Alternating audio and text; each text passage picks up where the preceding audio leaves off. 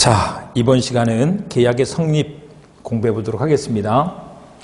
책에 보면 406페이지 제가 기출 표시를 쭉 해놨죠.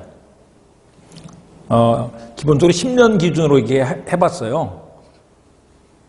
올해도 나왔죠. 35회 때도 나왔고 33회 쭉 빼놓지 않고 나오잖아요. 잘 공부를 해줘야 되죠. 근데 이제 맨 처음에 계약의 성립 요건으로서의 합의 그랬는데, 합의가 되면 아까 계약이 성립한다 그랬죠. 계약서가 필요하다고 필요 없다고요? 일단 계약서 필요 없어 이렇게 생각하시면 된다고. 계약서 없이도 합의만 되면 이미 계약은 된 거야. 아니, 다 계약서 쓰잖아 또 이렇게 생각하시면 안 되고, 계약서 쓰는 게 좀 특수한 경우이기 때문에 나중에 뭔가 필요에 의해서 쓸 뿐이지 그냥 합의만 하면 계약은 된 거라고. 시장 보는 거 생각하시면 됩니다. 그걸 또 오히려 일반적인 경우로 보시면 돼요. 그래서 보시면 예를 들면 매도인과 매수인이 X를 평당 980만 원에 매매 계약을 맺는다 그랬을 때 생각을 해보면 이게 계약이 성립되는 건 뭐라고요? 합의만 있으면 된다니까? 근데 합의가 어떻게 이루어져야 될까? 이게 문제인데, 여기에 주관적 합치, 객관적 합치가 돼야 된다. 이렇게 말한다. 주관적 합치, 객관적 합치가 돼야 돼. 주관적 합치는 상대방에 대해서 일치가 돼야 돼. 객관적 합치는 내용적 일치가 있어야 돼. 예를 들면, 갑이, 이걸 평당 1,000만 원 받으려고 하는데, 을은 950만 주려고 해. 내용적으로 일치가 안 되잖아요. 그러면 계약이 될 수가 없는 거지. 또 갑이 이걸 병한테 팔려고 하는데 을이 사겠다 그래. 계약이 되는 거야, 안 되는 거야? 안 되는 거죠. 갑이 병한테 팔겠다고 했으면 병이 승낙을 해야지 계약이 되는 거지. 다 이렇게 생각해 보면, 아니 이 사람이 사겠다면 팔면 되지, 또 이렇게 생각하는 분들이 계시기 때문에, 우리 결혼을 이제 법에서 혼인이라고 하는데, 혼인은 계약이라고 했잖아요. 예를 들면 내가 갑인데 을한테 청혼을 했어. 우리 결혼합시다 라고 했더니 병이 와서 나랑 결혼해. 알았어. 그럼 결혼이 되는 거야, 안 되는 거예요? 안 되는 거지. 을이 좋다고 해야 결혼이 되는 거지.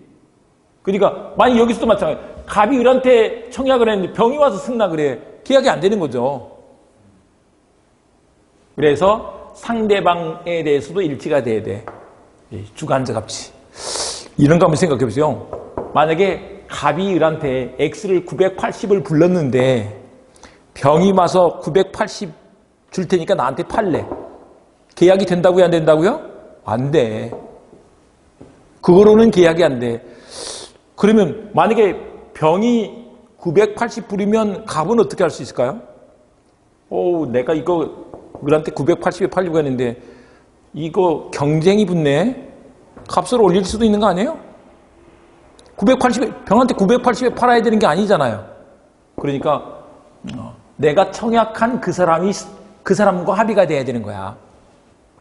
자, 그런데 계약 성립의 모습에 세 가지가 있다. 청약과 승낙에 의한 계약 성립, 그리고 의사 실현에 의한 계약 성립, 교차 청약에 의한 계약 성립이 있는데, 이게 의사 실현 교차 청약은 좀 이따 보시면 압니다. 일반적으로 청약과 승낙은 좀 많이 들어봤죠. 청약과 승낙에 의한 계약 성립, 이렇게 해서 된다. 근데 이제 요거 들어가기 전에 잠깐 우리가 한 가지 보실 게 있는데, 뭐가 있냐 그러면, 요 합의가 돼야 계약이 성립한다라고 한다. 성립해야 그 뒤에 유효가 돼요. 또 어떤 경우는 요건을 갖추지 못해서 무효가 될 수도 있어. 만약에 합의가 안 됐어. 불합의라고 한다. 불합의가 되면 계약은 성립하지 않죠. 그럴 거 아니에요. 그러면 아예 유효, 무효 문제는 안 나온다. 단계가 있어서 계약이 성립해야 그 뒤에 효력 문제를 따진다고. 그런데 성립하지 않았어. 그러면 아예 효력 문제를 따지지 않는다는 거예요. 됐죠? 네. 그래서 이렇게 좀 봐주십니다. 우리 이제 이런 거 한번 생각해 보자고요. 이제 뭔가 문제가 있는 것은 우리 이제 살아갈 때 일반인들은 다 밖에서 생활하고 있잖아요. 아픈 사람들은 어디로 가요? 병원에 가잖아요. 근데 이제 이 계약에서도 일반적인 계약은 법원에 갈 일이 없죠. 뭔가 거기에 문제가 있어. 아파. 그럴 때 법원으로 가겠죠. 법원에 가서 막 재판하잖아요. 근데 그때 이렇게 한다는 거예요. 성립해야 그 뒤에 유효인지 무효인지를 막 판단을 한다는 거야. 근데 아예 불성립이면 여기서 불성립 끝. 유효 무효를 안 따져. 이 말인 거라고. 프로세스가 있다. 프로세스가. 아셨죠? 네. 요거 한 가지 봐주시고. 그 다음에 이제 계약이 성립한 뒤에 이 효력 문제를 따질 건데 맨 먼저 이제 계약 성립과 관련해서 청약과 승낙에 의한 계약 성립을 한번 봐보자고요. 예를 들면 이 갑과 을이 매매 계약을 맺는 거예요. 그런데 매매 계약을 맺을 때 청약을 하고 승낙을 해서 요게 합의가 되는 것을 뭐라고 한다? 계약이라고 한다고. 요거를 이제 민법 총칙 가서는 뭐라고 부른다? 법률행위라고 불러. 이거 한번 생각해 보자고요. 아니, 계약이 계약이지 무슨 법률행위야. 법률행위라고 부를 필요가 없죠. 계약만 있으면. 근데 이제 법률행위에 계약 말고 다른 것들도 있다 보니까 그걸 통칭해서 하나 이름을 붙여줄 필요가 생긴 거예요.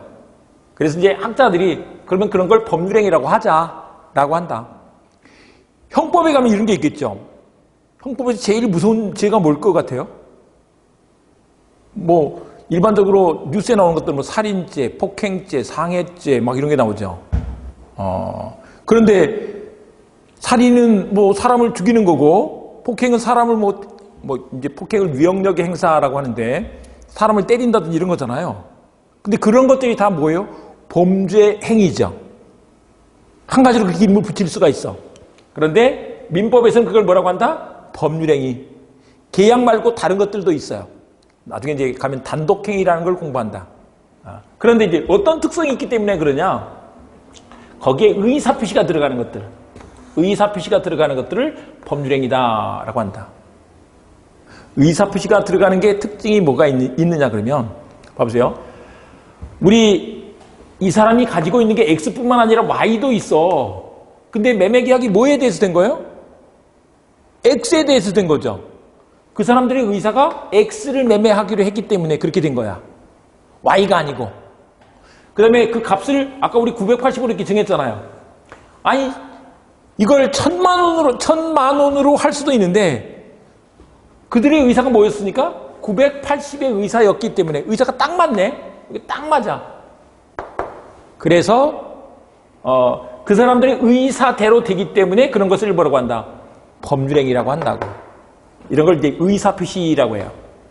근데 참 아까 우리 여기서 갑 매도인, 을 매수인 이렇게 했는데 제가 일부러 여기서 갑 매도인, 을 매수인을 빼버렸어.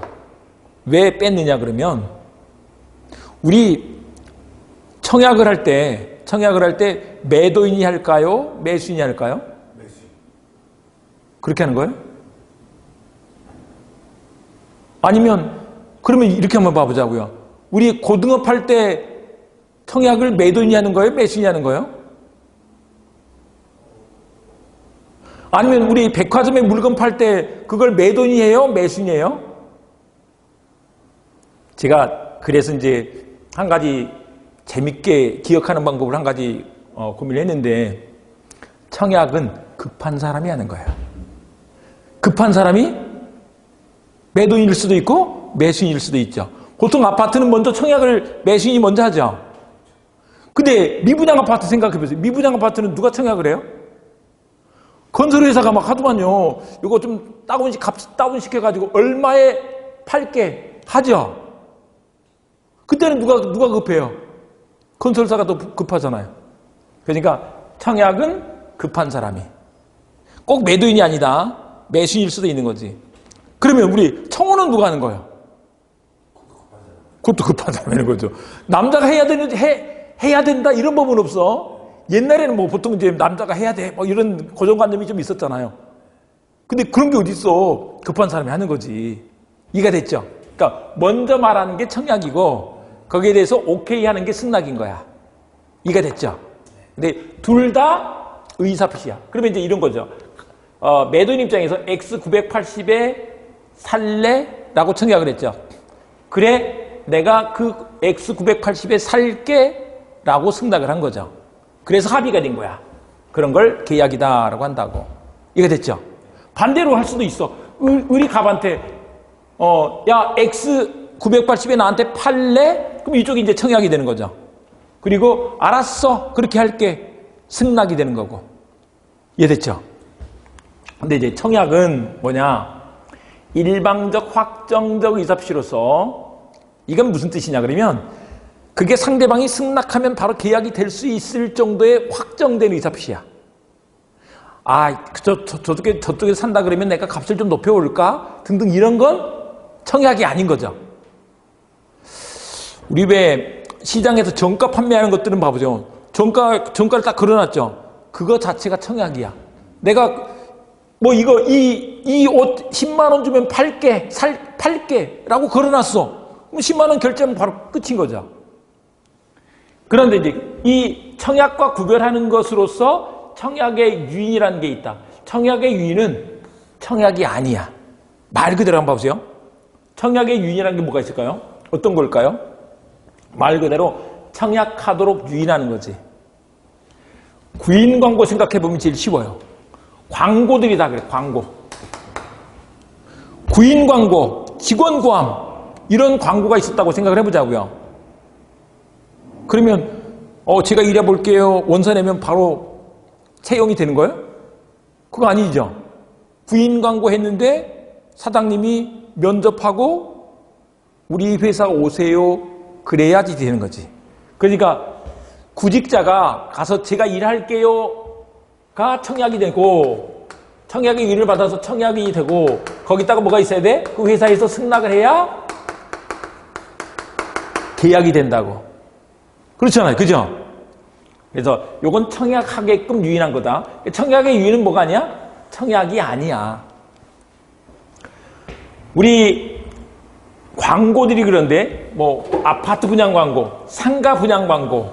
근데 상가 분양 광고 하면서 수익 보장 광고하는 경우들이 있어. 뭐 월수 얼마 보장 이런 광고들 봤죠. 그렇지만 그렇게 되던가요? 안 되지. 보통 첫 달에는 다 마이너스고요. 또 1년 지나도 마이너스인 경우들도 많아.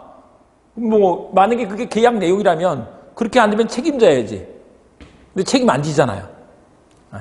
이게 청약의 유인이기 때문에 그렇다. 또 견적서를 내는 것들이 있어요. 계약할 때 견적서를 미리 낼 때가 있어. 근데 견적서대로 계약하는 게 아니잖아요. 서로 조율해 보는 거지. 그러니까 견적서 제출하는 것도 뭐다? 청약의 유인이다. 청약의 유인이다 이 말은 그대로 계약이 된 게 아니다 이런 뜻이에요. 네. 그리고 청약을 할 때 불특정 다수인에게 할 수도 있죠. 불특정 다수인에게 자판기 같은 게 있는데 요즘 같으면 요즘 쿠팡에 막 뉴스가 막 쏟아지고 있습니다만은 쿠팡 같은 거 봐보세요.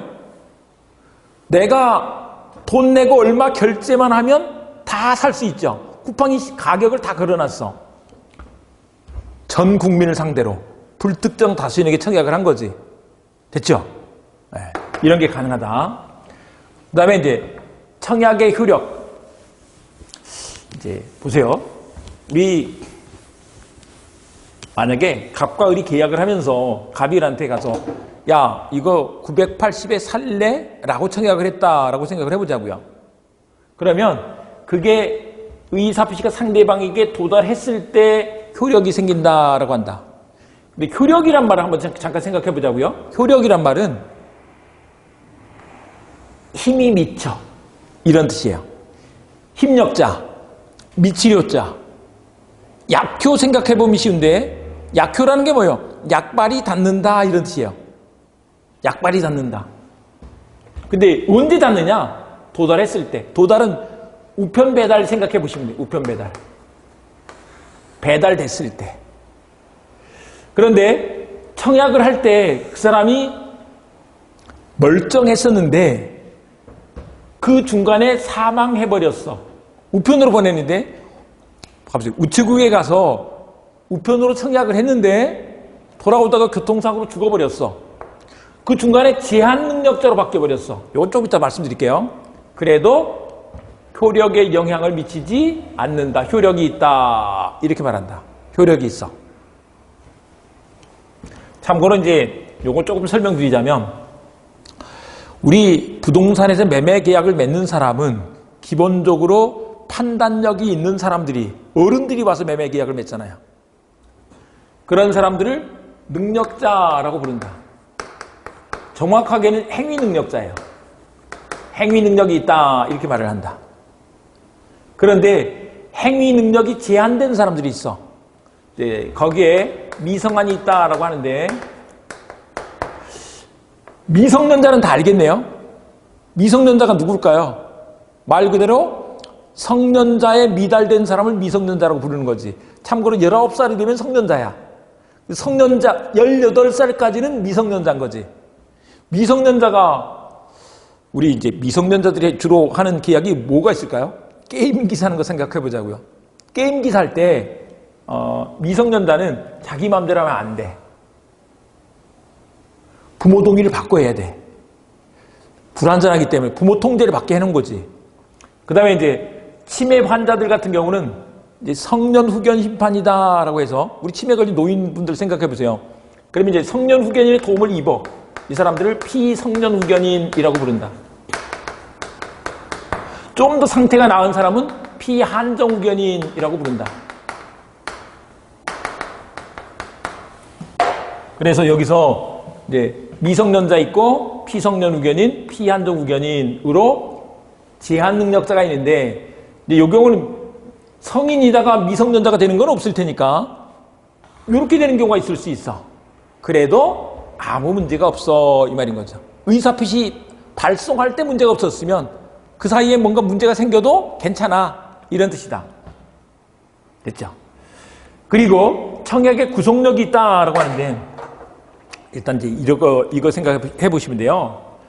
우리 효력이 구속력이다 이렇게 생각하시면 돼요. 힘이 미친다. 힘이 미치기 때문에 구속력이 있어.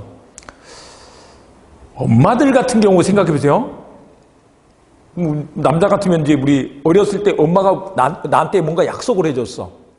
약속했으면 그 엄마가 그 약속을 지켜야 돼요? 안 지켜야 돼요? 지켜야지. 안 지키면 우리 난리 나죠. 집에서 애들한테 뭔가 약속을 했어, 아빠가. 근데 그 약속을 안 지켜봐. 그러면 이제 난리가 나는 거지. 구속력이 있어. 그러니까 가다가 야, 그거 다음에 하자 하는 게 철회야. 그런 게 하면 된다 안 된다. 구속력이 있으면 그 말을 주워 담을 수가 없는 거야. 주워 담는 게 철회예요. 철회할 수가 없다는 것이다. 그러나 이제 도달해야지 구속력이 생기는 거니까 도달 전에는 아직 구속력이 안 생겼죠. 그러면 철회할 수 있는 거지. 그리고 또 철회할 수 있다고 미리 유보를 해놨어. 유보는 거기다 단서를 다는 거지. 야, 내가 이렇게 청약을 하는데 나중에 우리 계약되기 전에 내가 그 청약을 철회할 수도 있어 라고 미리 홀딩 해둔 거야. 그러면 처리가 가능하다 이렇게 말한다. 자, 다시 도달 후에는 철회 못해. 우편으로 보냈을 때를 생각해 보자고요. 내가 뭔가 청약을 해가지고 보냈어.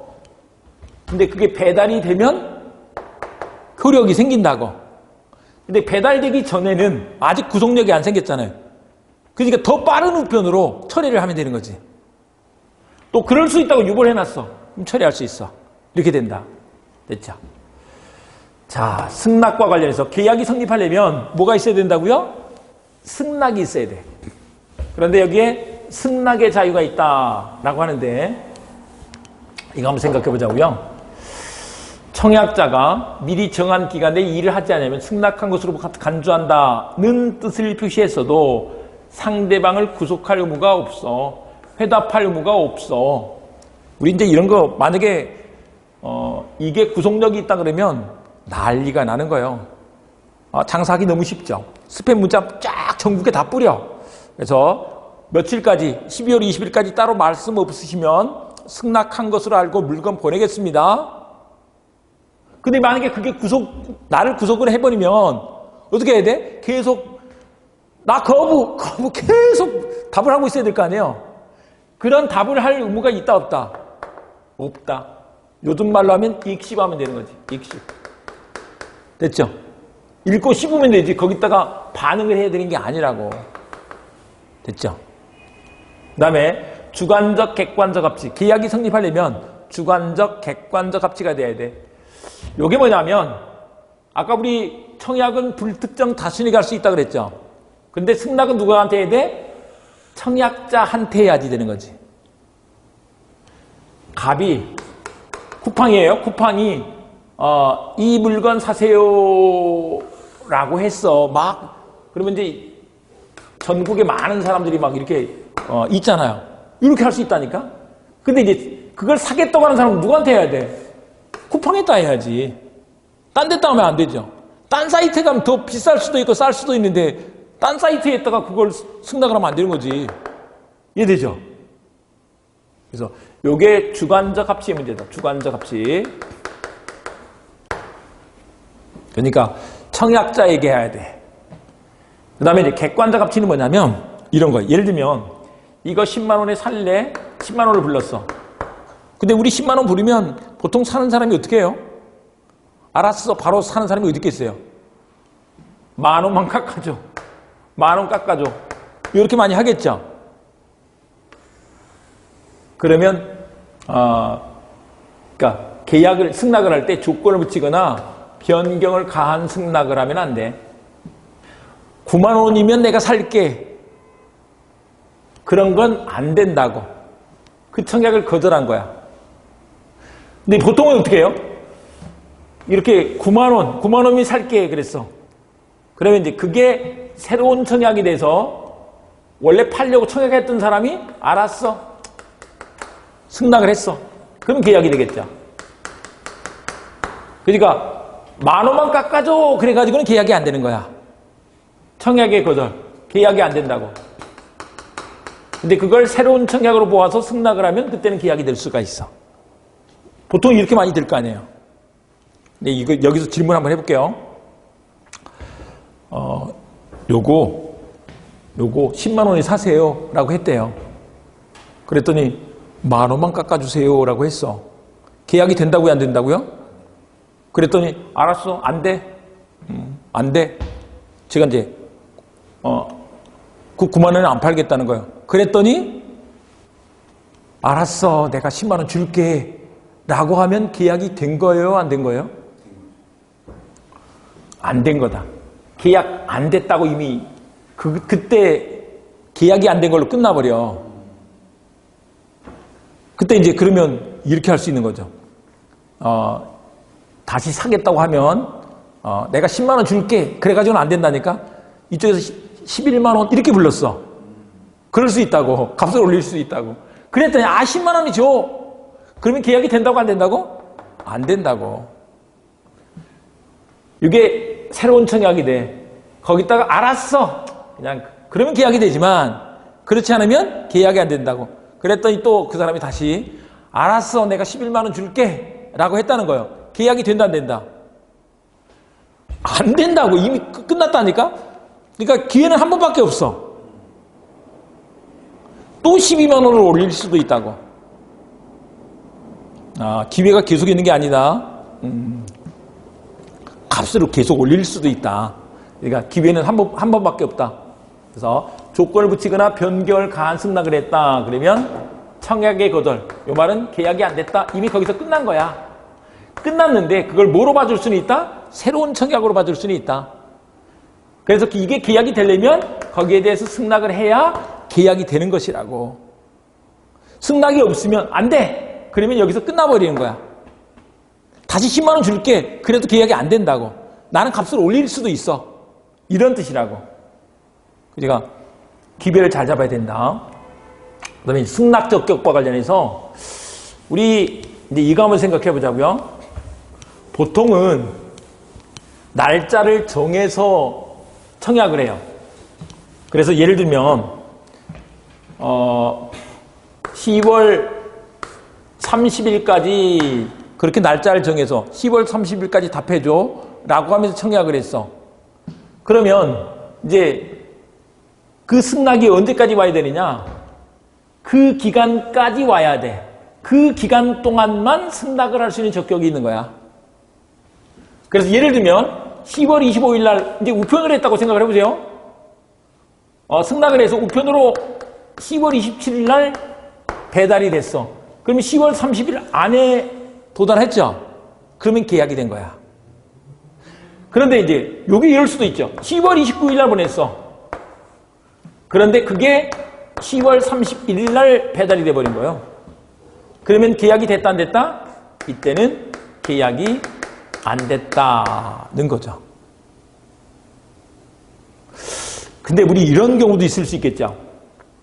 10월 25일 날 보냈는데 이게 사고로 연착되는 바람에 10월 31일 날 배달이 됐어. 이럴 때는 계약이 됐을까의 문제예요. 그래도 일단은 계약이 안 됐다.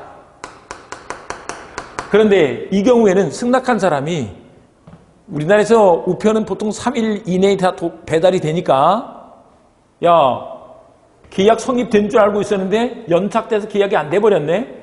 그러면 이제 청약한 사람이 그걸 보고서 이게 원래는 계약이 될 거였는데 안 됐네 라고 해줘야 돼. 그래서 연착 통지를 해줘야 돼. 연착돼서 계약이 안 됐다고 알려줘야 돼. 이 말이에요. 이럴 때는. 근데 만약에 연착 통지를 해야 되는데 연착 통지를 안 해버렸어. 그러면 그때는 연착되지 않은 것으로 봐버려. 그러니까 이때는 계약이 성립한다는 거죠. 그러니까 이럴 때는 어떻게 해야 되느냐. 그러니까 계약이 안 되게 하고 싶은 사람은 어떻게 해야 돼? 연착 통지를 해야 돼. 근데 계약이 되게 하고 싶은 사람은 그냥 가만히 있으면 돼. 연착 통지 안 해도 된다는 거죠. 그런데 이제 우리 청약을 할 때 승낙기간을 정하지 않은 경우도 있을 수 있어. 너 이거 980에 살래? 하면서 날짜를 정하지는 않았어. 그러면 이제 평생 그쪽이 답할 때까지 기다려야 되느냐? 근데 그건 그런 게 아니다. 상당한 기간 내에 승낙의 의사표시가 도달해야만 계약이 되는 거야. 상당한 기간 동안만 이게 승낙할 수 있는 적격이 있는 것이다. 상당한 기간은 며칠일까요? 며칠인지 알면 며칠이라고 써놨겠지. 그냥 대충 이건 상황에 따라서 거래 규모에 따라서 뭐 일주일일 수도 있고 한 달일 수도 있고 뭐 2주일일 수도 있고 한 달일 수도 있고 달라지는 거지. 몰라. 케이스 바이 케이스예요. 그러니까 상당한 기간이 며칠이니 이런 건 시험 문제 안 나오죠. 근데 상당한 기간 내에 승낙이 있어야 돼 하는 건 나온다고. 됐죠? 그런데 이제 연착된 승낙. 아까 봐보세요. 요런 경우예요. 요런 경우에는 계약이 성립하지 않는다는 것이죠. 일단 계약이 안 돼. 그런데 이제 봐보세요. 갑일한테 이 X 980에 살래라고 청약을 했는데 연착이 돼버렸어. 늦게 도착했어. 계약이 안 되죠. 근데 아직 물건 남아있으면 파는 게 낫지 않아요? 그러면 그걸 새로운 청약으로 보고 뭐 할 수도 있다? 승낙을 하면 계약이 성립할 수도 있다라고 되는 거예요.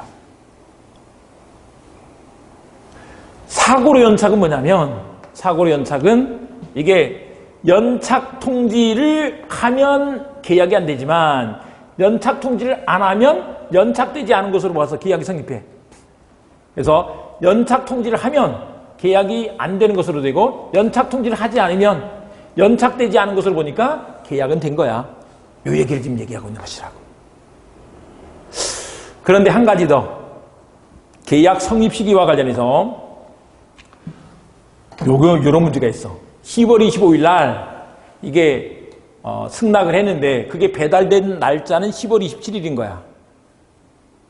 그런데 계약 성립 시기는 10월 27일 날이 아니고 10월 25일 날 성립한다라고 한다. 그래서 격지자 간 계약은 승낙의 통지를 발송한 때 성립한다라고 이렇게 하는데 일단 요관까지 봐보면 격지자란 말이 대화자의 반대말이에요. 격지자는 그냥 뜻풀이 하자면 땅에 간격이 있어. 땅에 간격이 있는 경우가 격지자인데 떨어져 있는 사람이에요. 근데 이 격지자, 대화자는 우리 지금 말을 주고받고 있는 사람이잖아요. 대화하는 사람. 그런데 요거는 장소적, 거리적 개념이 아니고 시간적 개념이다. 그래서 요게 저 지방에 있는 사람과 어떤 계약을 해.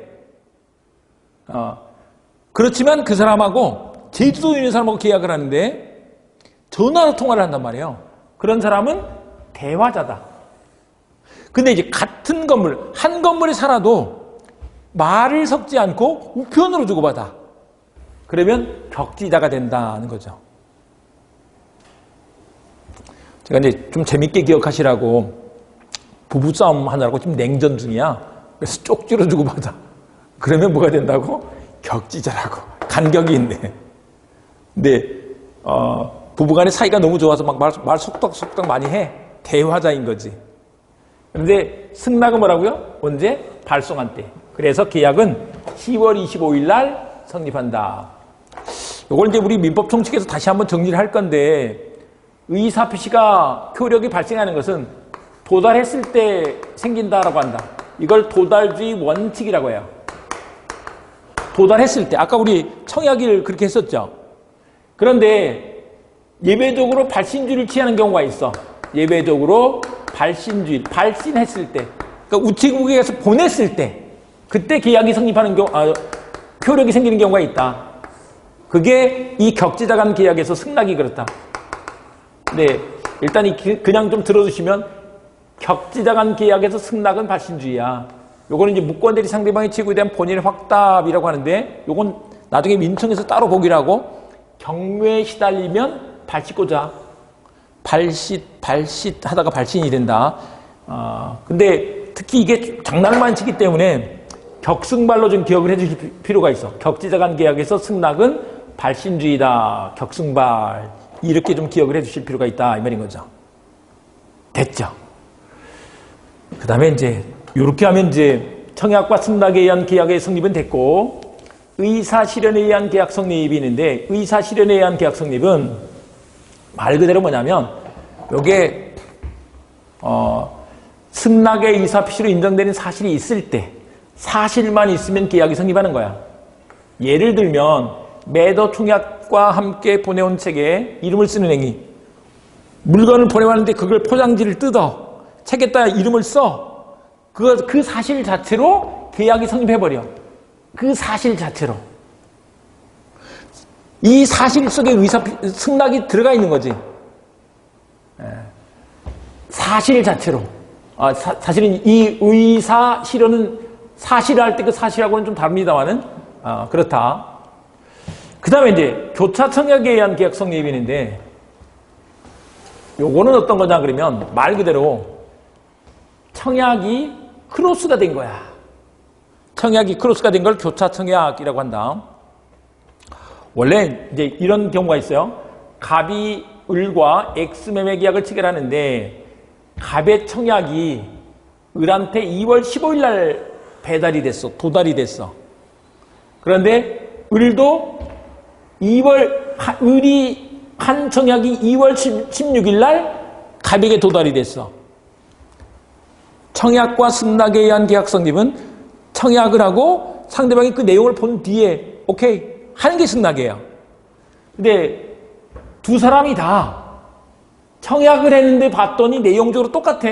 X 980에 살래라고 청약을 했는데 그 내용 안 본 채로 을이 또 갑한테 X 980에 팔래라고 청약을 한 거예요. 근데 내용적으로 똑같은데 굳이 거기다가 또 승낙을 할 필요는 없죠. 그러면 그게 청약이 교차됐을 때, 교차되는 건 크로스가 되는 거잖아요. 크로스가 될 때 계약이 성립한다. 그래서 양 청약이 모두 상대방에게 도달했을 때, 모두 도달한 시점이 2월 16일이잖아요. 2월 16일 날 계약은 성립한다 라고 이렇게 한다는 거죠. 네, 이렇게 하는데 문제가 있는데, 이 문제는 일단 책을 좀 보고 풀어보도록 하겠습니다. 이것도 올해 문제예요. 한번 풀리는지 안 풀리는지 봐보자고요.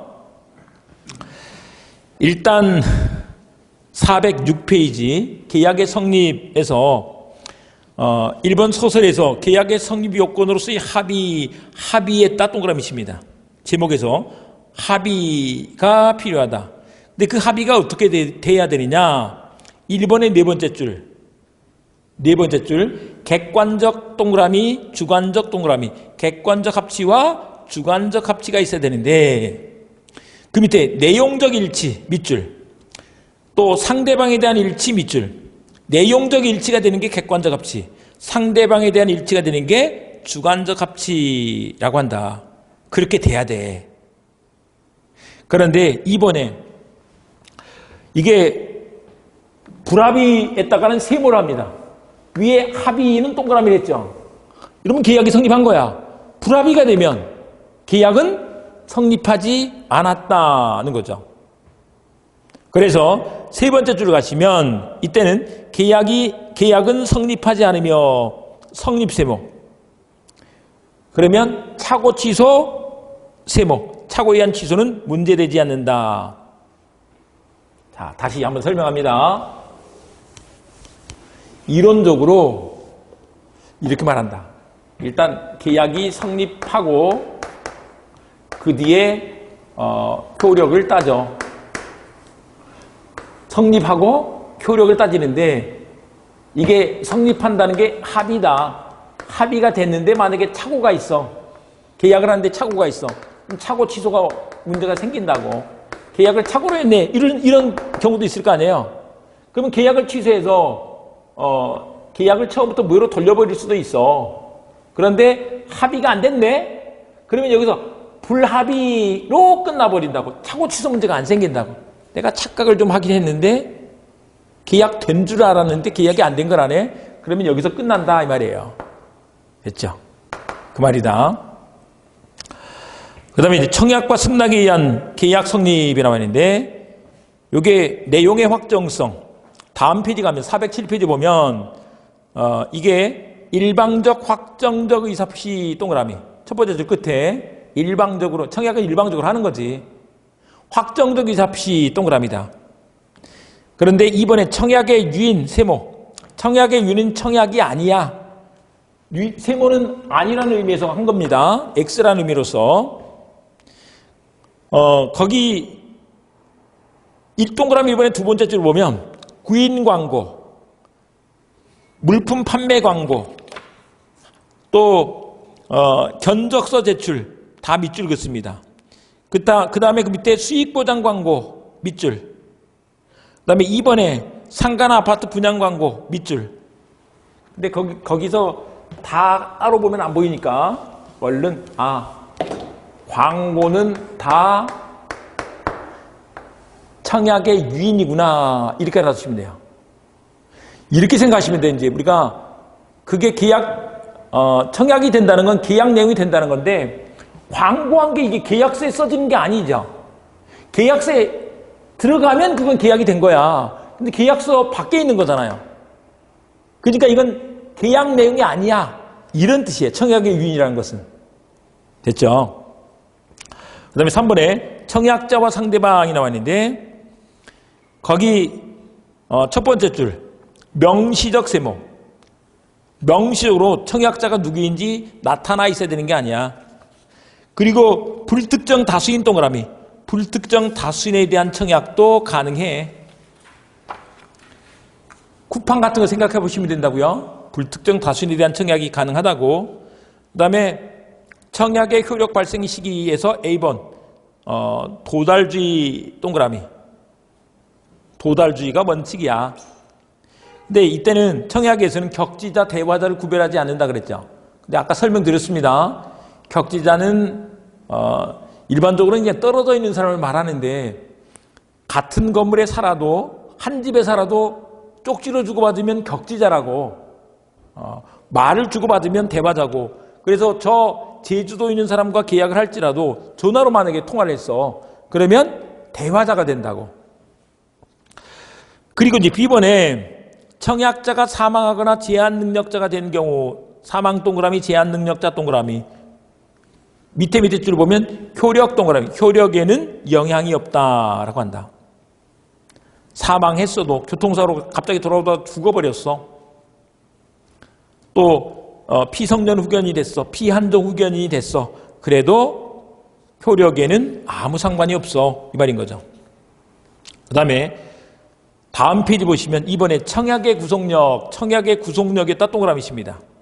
청약의 구속력 동그라미 치시는데 계약의 청약은 그게 도달 후에 이를 철회하지 못한다. 철회 세목. 철회하지 못하는 거. 그러니까 이런 거라니까요. 엄마가 애들한테 약속을 했어. 오늘 뭐 해줄게. 근데 그거를 뒤집을 수가 없어. 이런 뜻인 거죠. 거둬들일 수가 없어. 그런데 그게 두 번째 줄. 미리 유보해놨어. 유보 동그라미. 또 밑에 줄. 도달하기 전 동그라미. 철회 동그라미. 그럴 때는 철회할 수 있어.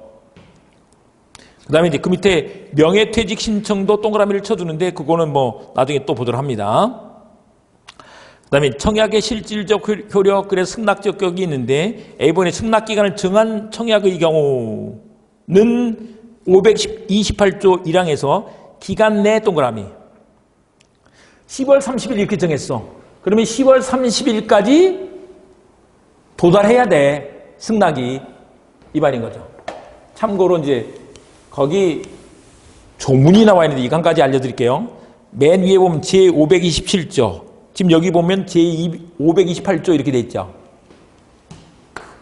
제527조, 528조 이렇게 돼 있잖아요. 조문을 이렇게 쓰고 있다고. 근데 제자가 왜 들어갔느냐? 제는 순서예요, 순서. 우리 아까 법조문이 1조에서부터 1118조까지 있다 그랬잖아요. 단순히 원래 1118조 그러면 조문이 1118개가 있다 이런 뜻이에요. 근데 이제 제자를 넣으면 1118번째 조문이다 이런 뜻인 거죠. 예, 그거 한번 이제 알아두시고 그 다음에 이제 528조 밑에 보면 동그라미 1이 있는데 거기 2는 생략해놔서 그래. 1, 2, 3 이렇게 돼 있을 때가 있어. 이럴 때는 이건 항으로 읽어요. 제1항, 제2항, 제3항. 근데 이제 원칙은 그렇게 해야 되는데 요즘 바쁘잖아요. 그래서 그냥 다 생략하고 528조 이렇게 해도 돼요. 527조, 528조 이렇게 불러도 된다고. 자, 됐고 B번에 승낙기간을 정하지 않은 청약. 이때는 529조에서 상당한 기간 내에 동그라미. 바로 그 밑에 상당한 기간 내에 승낙의 통지를 받지 못한 때는 그 효력을 잃는다. 529조. 네, 됐죠. 참고로 이렇게 표시를 해드리는 것은 이제 나중에 이제 잠깐 보세요. 복습을 하실 때 이걸 천천히 다 읽어보면 좋은데 너무 안 읽혀요. 안 읽혀. 그래서 여러분들이 복습하실 때는 우선 처음에는 그냥 제가 동그라미 세모해드리는 내용들, 동그라미 한 것들, 세모한 것들만 이렇게 보시면 좀 돼요. 근데 그렇게 하면서 그 내용이 무엇인지 파악만 하면 되지 이걸 자세히 읽어보면서 내 거로 하려고 하면 다음 주에 안 나올 수도 있다. 아이씨. 그러면 안 되니까 그냥 동그라미 세모만 보시라고. 근데 동그라미 세모를 보다가 이거 도대체 좀 더 읽어보고 싶네? 그러면 이제 앞뒤로 좀 읽어보면 돼. 여기 앞뒤로. 됐죠? 제가 이렇게 표시해드리는 것은 다른 데다가 막 밑줄 긋지 말라고 이렇게 하는 거예요. 왜 밑줄을 긋지 말라고 하느냐 그러면 사실 나중에 볼 때 내가 모르는 데다 밑줄을 그으면 사실은 처음에는 다 몰라. 격지자, 대화자 이런 것도 모르잖아요. 근데 거기다 밑줄 안 긋잖아요. 안 긋는 이유가 뭐냐면 그냥 나중에 기초 지식이 되는 거야. 여기서 제가 표시해드리는 것들은 시험에 나오는 것들, 키워드, 요걸 표시해드리는 거죠. 제가 아까 키워드 암기장, 이런 얘기 했잖아요. 키워드 암기법, 이런 얘기 했잖아요. 키워드 암기법을 중점적으로 보는 게 중요하다고. 아셨죠? 그러기 위해서 그렇게 하고 있는 것이다. 자, 이렇게 해두시고, 페이지 넘어가셔서 보시면, 승낙과 관련해서, 1번의 승낙의 자유, 동그라미. 그런데, 첫 번째 줄, 회답할 의무 세모. 회답할 의무가 없어. 아까 그렇게 문자 보내왔을 때 뭐 하면 된다고요? 익십하면 된다고. 거기에 보면 두 번째 줄에 청약자가 미리 정한 기간 내에 이 일을 하지 않으면 승낙한 것으로 간주한다는 뜻을 청약 시 표시했다고 할지라도 구속력이 없어. 대답을 해야 되는 게 아니야. 이 말인 거죠. 그 다음에 2번에 승낙의 상대방 나와 있는데 여기는 첫 번째 줄 특정의 청약자 동그라미. 그 밑에 불특정 다수인 세모. 다시 봅니다.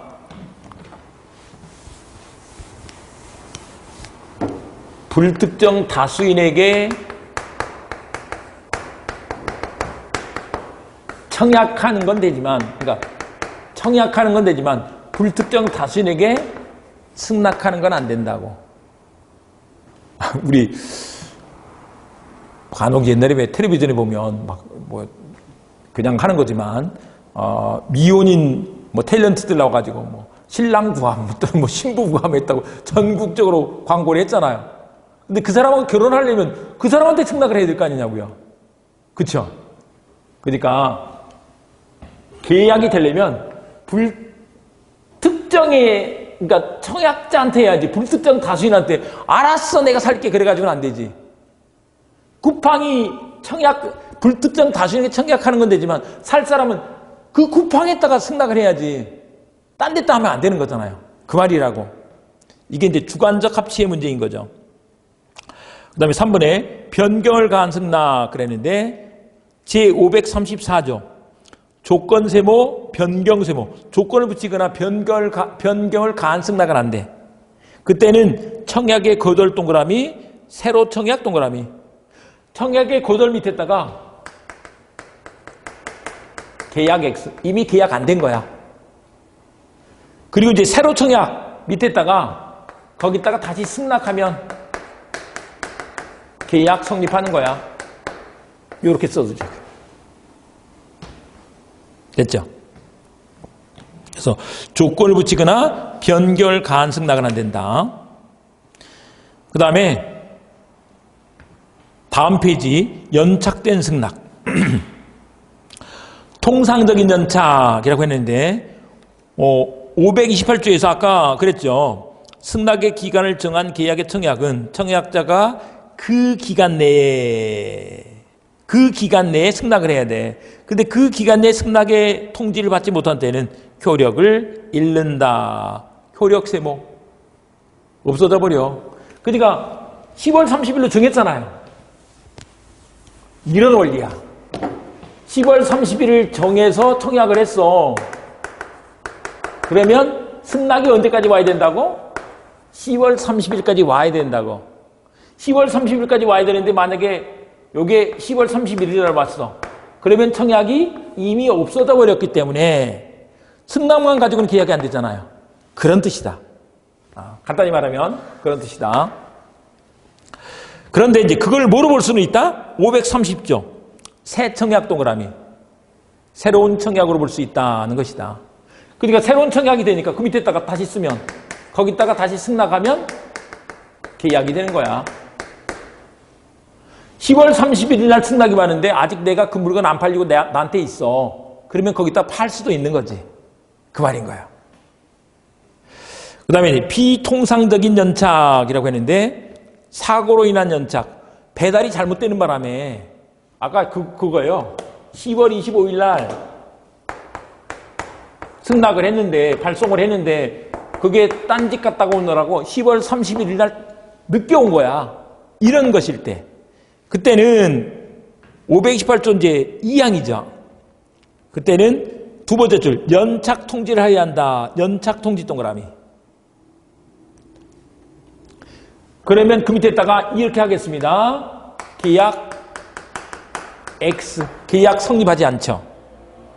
그런데 3항. 통지세모. 통지를 하지 않은 때는 연착세모. 통지를 하지 않았어. 그러면 이제 이렇게 해가지고 그때는 계약 동그라미. 계약이 성립하는 거야. 그러니까 계약이 안 되게 하려면 연착 통지를 해야 돼. 근데 계약이 되게 하려면 가만히 있으면 돼. 이런 뜻이다. 그 얘기를 밑에다 쭉 사례로 써놨습니다. 그 다음에 한 장 넘어가서 승낙의 효력 발생 시기와 관련해서 이번에 격지자 간 계약의 성립 시기가 남아있는데 531조. 거기 격승발의 동그라미 있습니다. 격지자 간 계약은 승낙의 통지를 발송한 때 격 동그라미, 승 동그라미, 발 동그라미, 격승발 이렇게 기억을 해주신다. 격지자 간 계약에서 승낙은 발신주의야. 이렇게 된다. 그 다음에 이제 기타 방법에 의한 계약 성립이 나와 있는데 532조에서는 여기서 두 번째 줄 사실에도 동그라미 있습니다. 승낙의 의사표시로 인정되는 사실이 있는데 성립한다. 승낙의 의사표시로 인정되는 사실이 있으면 계약이 성립하는 거야. 아까 그 책에다 이름 쓰는 거, 포장지 뜯는 거, 그 얘들이 쭉 나와 있는데 이걸 뭐 얘들을 기억하실 필요는 없어. 근데 이제 이해하는 데 도움이 되니까 써놓은 거야. 네, 이렇게 한다. 그 다음에 다음 페이지 보시면 교차청약에 의한 계약 성립이 나와 있는데 교차청약에서는 당사자 간의 동일한 내용의 청약이 상호 교차된 경우에는 양청약 동그라미, 도달 동그라미, 양청약이 상대방에게 도달한 때 계약이 성립한다. 양청약 동그라미, 도달 동그라미. 오늘 진도 여기까지인데 넘어가면 문제가 있어. 문제 한번 풀어보자고요. 답을 보여드려버렸는데 한번 풀어보세요. 계약 성립에 관한 설명으로 옳은 것은 천천히 한번 봐보세요.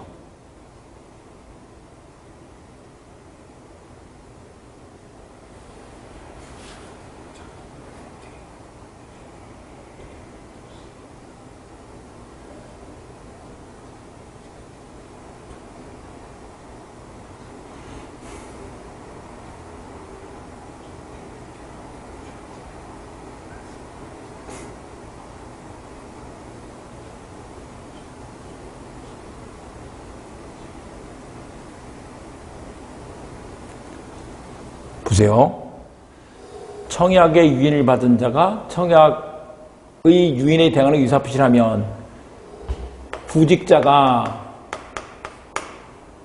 구인 광고에 대응해서 찾아갔어. 그러면 계약이 바로 성립하는 게 아니고 뭐라고요? 승낙이 있어야지 된다 그랬죠? 그러면 틀렸네. 옳은 것은 그러니까 답이 아니에요. 당사자 간의 동일한 내용의 청약이 상호 교차된 경우 이런 걸 교차 청약이라고 한다고. 계약은 두 청약이 모두 상대방에게 뭐 했을 때? 도달했을 때. 청약은 모두 도달주의야. 도달했을 때. 그러니까 답이 아니네. 3번 합의해제를 청약한 경우. 합의해제는 아직 아실 필요 없어. 청약을 했어. 그러면 그 청약에 대해 조건을 붙여 승낙한 때에는 조건을 붙이면 되는 거야, 안 되는 거예요? 안 된다 그랬죠. 조건을 붙여 승낙한 때는 그 청약은 실효된다. 그러니까 3번이 답이네. 이 말은 계약이 안 된 거야. 이렇게 되는 거죠. 조건을 붙이거나 변경을 가한 승낙은 청약을 뭐 한 거다? 거절한 거야. 계약이 안 돼. 다만 이제 그걸 뭐로 볼 수 있다? 새로운 청약으로 볼 수는 있어. 그건 이제 다음 얘기고. 네, 그래서 3번이 답이다. 답이 나왔어. 그 밑에는 볼 필요가 없는 거지. 네, 이건 또 나중에 민법 공부를 좀 더 하셔야 보이는 내용이에요. 네, 그래서 오늘은 여기까지 하시고 이제 다음 주에 계약 체결상 과실 책임에서부터 계속 공부를 합니다. 다음 주에 오실 때까지 우리 이제 이 동영상 강의가 올라가 있거든요. 근데 공부하실 때 혼자 이걸 책을 막 정독을 하려고 하면 정독하면 좋긴 좋아요. 그렇지만 그게 쉽지가 않아요. 그러니까 동영상 강의로 빨리 이렇게 돌려보시면서 공부를 하시는 게 훨씬 더 도움이 된다. 그리고 우리 책 체크해드린 거 이걸 한번 쫙 넘겨보면 그 말이 이거였구나 이렇게 하시게 되는 거죠. 네, 여기까지 하시고 다음 주에 뵙겠습니다. 절대 붙는다.